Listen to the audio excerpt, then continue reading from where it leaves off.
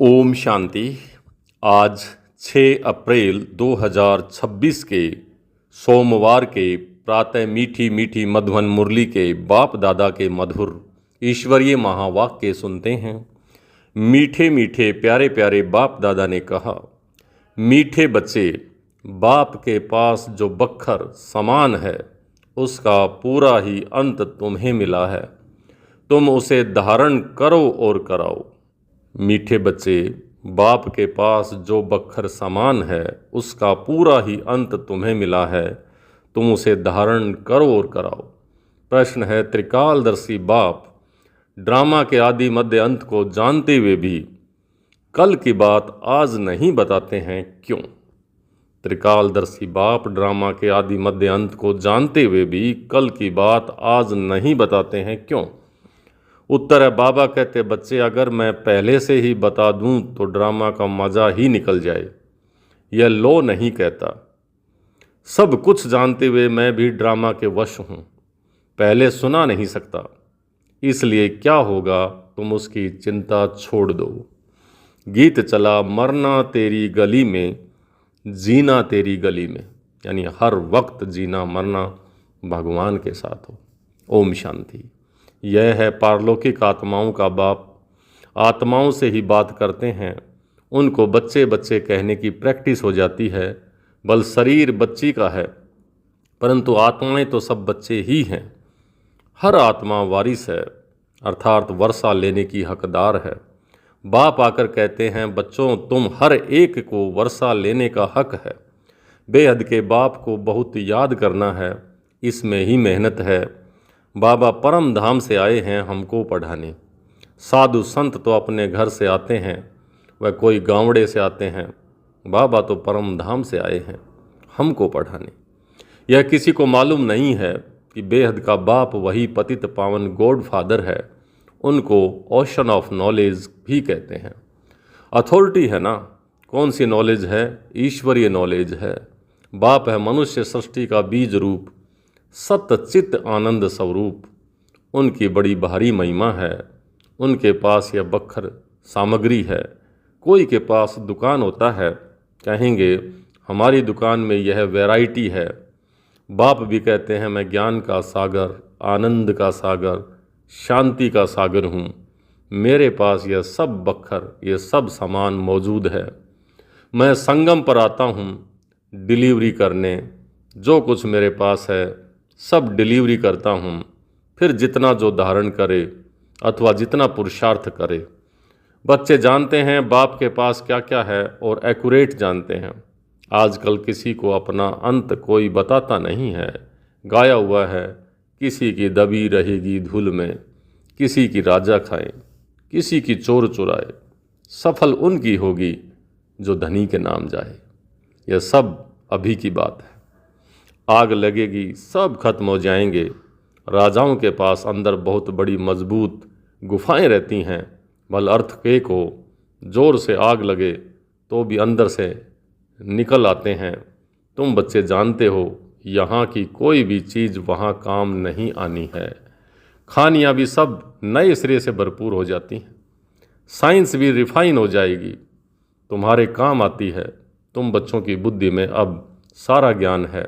बच्चे जानते हैं हम सृष्टि के आदि मध्य अंत को जानते हैं। बाकी अंत का थोड़ा टुकड़ा है जिसको भी ज्ञान जान जाएंगे। बाबा पहले से ही सब कैसे बता दे। बाप कहते हैं, मैं भी ड्रामा के वश हूँ। जो ज्ञान अब तक मिला है वही ड्रामा में नूंद है। जो सेकंड पास हुआ उसको ड्रामा समझना है। बाकी जो कल होगा वह देखा जाएगा। कल की बात आज नहीं सुनाएंगे। इस ड्रामा के राज को मनुष्य समझते नहीं है। कल्प की आयु ही कितनी लंबी चौड़ी लगा दी है। इस ड्रामा को समझने की भी हिम्मत चाहिए। अम्मा मरे तो भी हलवा खाना। समझते हैं मर गए जाकर के दूसरा जन्म लिया, हम रोएं क्यों? बाबा ने समझाया है, अखबार में तुम लिख सकते हो, यह प्रदर्शनी आज से 5000 वर्ष पहले इसी तारीख को इसी स्थान पर इसी रीति इसी समय हुई थी। यह वर्ल्ड की हिस्ट्री ज्योग्राफी रिपीट हो रही है। लिख देना चाहिए। यह तो जानते हैं यह दुनिया बाकी थोड़े दिन है।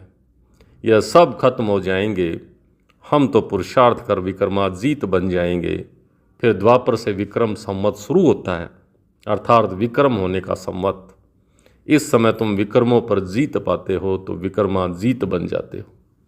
पाप कर्मों को श्रीमत से जीत कर विक्रमाजीत बन जाते हो। वहाँ तुम आत्म अभिमानी होते हो, वहाँ देह अभिमान होता नहीं। कलयुग में देह अभिमान है, संगम पर तुम देही अभिमानी बनते हो। परम पिता परमात्मा को भी जानते हो, यह है शुद्ध अभिमान। तुम ब्राह्मण सबसे ऊंचे हो, तुम हो सर्वोत्तम ब्राह्मण कुलभूषण। यह नॉलेज सिर्फ तुमको मिलती है, दूसरे किसी को मिलती नहीं। तुम्हारा यह सर्वोत्तम कुल है। गाया भी जाता है, अतीन्द्रिय सुख गोपियों वल्लभ के गोप गोपियों से, उसके बच्चों से पूछो। तुमको अब लॉटरी मिलती है, कोई चीज़ मिल जाती है, उसकी इतनी खुशी नहीं होती। जब गरीब से साहूकार बन जाते हो तब बहुत खुशी होती है। तुम भी जानते हो, जितना हम पुरुषार्थ करेंगे उतना बाप से राजधानी का वर्षा लेंगे। जो जितना पुरुषार्थ करेगा उतना पाएगा। मुख्य बात है, बाप कहते हैं बच्चे अपने मोस्ट बिलीवेड बाप को याद करो। वह सबका बिलीवेड बाप है, वही आकर सबको सुख और शांति देते हैं। अभी देवी देवताओं की राजधानी स्थापन हो रही है। वहाँ किंग क्वीन नहीं होते, वहाँ कहेंगे महाराजा महारानी। अगर भगवान भगवती कहें तो फिर यथा राजा रानी तथा प्रजा सब भगवान भगवती हो जाए। इसलिए भगवान भगवती कहा नहीं जाता, भगवान तो एक है, मनुष्य को भगवान नहीं कहा जाता। सूक्ष्म वतनवासी ब्रह्मा विष्णु शंकर को भी देवता कहते हैं, भगवान नहीं। स्थूल वतनवासी को हम भगवान भगवती कैसे कहेंगे? ऊंचे से ऊंच है मूल वतन, फिर सूक्ष्म वतन, फिर ये थर्ड नंबर है स्थूल वतन। यह तुम्हारी बुद्धि में रहना चाहिए। हम आत्माओं का बाप शिव बाबा ही है, फिर शिक्षक भी है और सतगुरु भी है। सुनार बैरिस्टर आदि सब है, सबको रावण की जेल से छुड़वाते हैं। शिव बाबा कितना बड़ा बैरिस्टर है। तो ऐसे बाप को क्यों भूलना चाहिए? क्यों कहते हैं बाबा हम भूल जाते हैं? माया के बहुत तूफान आते हैं, बाबा कहते हैं यह तो होगा, कुछ तो मेहनत करनी पड़े। यह है माया से लड़ाई। तुम पांडवों की कोई कौरवों से लड़ाई नहीं है। पांडव कैसे लड़ाई करेंगे? फिर तो हिंसक हो जाएगी। बाप कभी हिंसा नहीं सिखाते हैं, कुछ भी मनुष्य समझ नहीं सकते हैं। वास्तव में हमारी कोई लड़ाई है नहीं। बाबा सिर्फ युक्ति बताते हैं कि मुझे याद करो, माया का वार नहीं होगा। इस पर भी एक कहानी है। पूछा पहले सुख चाहिए या दुख? तो बोला सुख। दुख हो न सके सतयुग में। तुम जानते हो इस समय सभी सीताएं रावण की शोक वाटिका में हैं। यह सारी दुनिया सागर के बीच में लंका है। अभी सब रावण की जेल में पड़े हैं। सर्व की सदगति करने के लिए बाप आए हैं। सब शोक वाटिका में हैं। स्वर्ग में है सुख, नरक में है दुख। इसको शोक वाटिका कहेंगे। वह है अशोक स्वर्ग। बहुत बड़ा अंतर है। तुम बच्चों को कोशिश कर बाप को याद करना चाहिए तो खुशी का पारा चढ़ेगा। बाप की राय पर नहीं चलेंगे तो सौतेले ठहरे, फिर प्रजा में चले जाएंगे। मातेले होंगे तो राजधानी में आ जाएंगे। राजधानी में आना चाहते हो तो श्रीमत पर चलना पड़े। श्री कृष्ण की मत नहीं मिलती है, परमात्मा की मत मिलती है। मत हैं ही दो। अभी तुम श्रीमत लेते हो, फिर सतयुग में उसका फल भोगते हो। फिर द्वापर से रावण की मत मिलती है। सब रावण की मत पर असुर बन जाते हैं। तुमको मिलती है ईश्वरीय मत। मत देने वाला एक ही बाप है, वह है ईश्वर। तुम ईश्वरीय मत से कितना पवित्र बनते हो। पहला पाप है विषय सागर में गोते खाना। देवताएं विषय सागर में गोता नहीं खाएंगे। कहेंगे क्या वहाँ बच्चे नहीं होते हैं? बच्चे क्यों नहीं होते हैं? होते हैं, परंतु वाइसलेस पवित्रता से। वो है ही वाइसलेस दुनिया। योग बल से संतानें होती हैं। वो है संपूर्ण निर्विकारी दुनिया।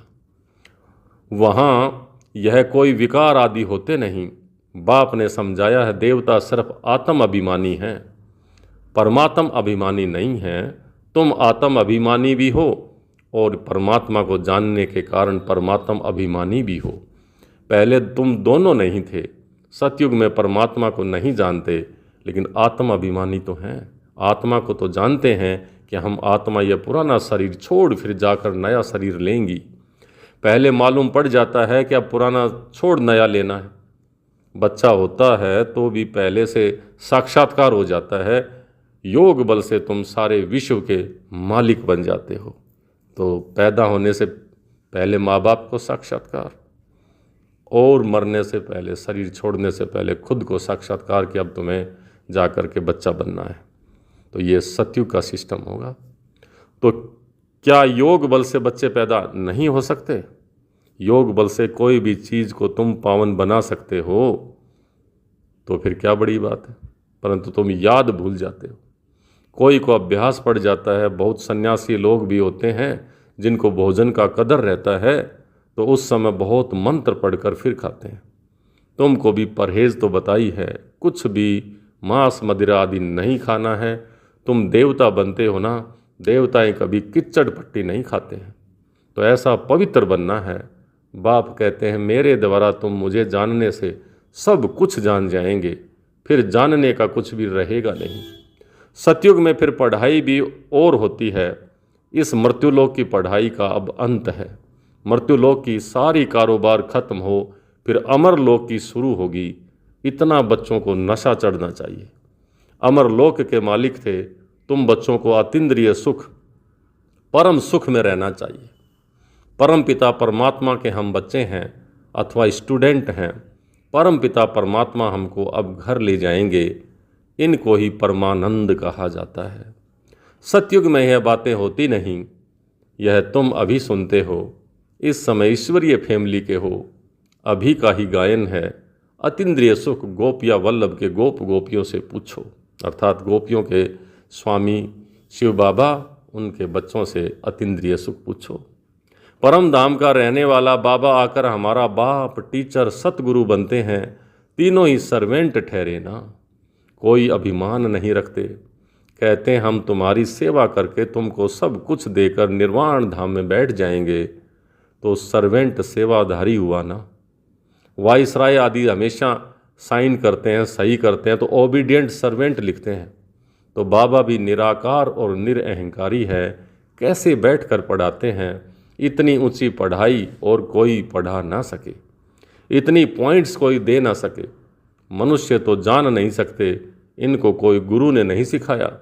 गुरु होता तो बहुतों का होता, एक का होता क्या। यह बाप ही पतितों को पावन बनाते हैं। आदि सनातन देवी देवता धर्म की स्थापना कर रहे हैं। बाबा कहते हैं मैं कलप कलप कलप के संगम युग पर ही आता हूँ। कहते हैं ना बाबा हम कलप पहले भी मिले थे। बाप ही आकर पतितों को पावन बनाएंगे। 21 जन्मों के लिए तुम बच्चों को पावन बनाता हूँ। तो यह सब धारणा करनी चाहिए, फिर बताना चाहिए बाबा ने क्या समझाया। बाप से हम भविष्य 21 जन्मों का वर्षा लेते हैं। यह याद रहने से फिर खुशी में रहेंगे। ये परमानंद है। मास्टर, नॉलेजफुल, ब्लिसफुल, यह सब वरदान बाप से अभी तुमको मिलते हैं। सतयुग में तो बुद्धू होंगे, रॉयल बुद्धू। इन लक्ष्मी नारायण को तो कुछ भी नॉलेज नहीं होगी सृष्टि के आदि मध्य अंत की। इन्हों को होती है परंपरा से चली आती। अगर इन्हों को ये होती तो वो परंपरा से चली आती।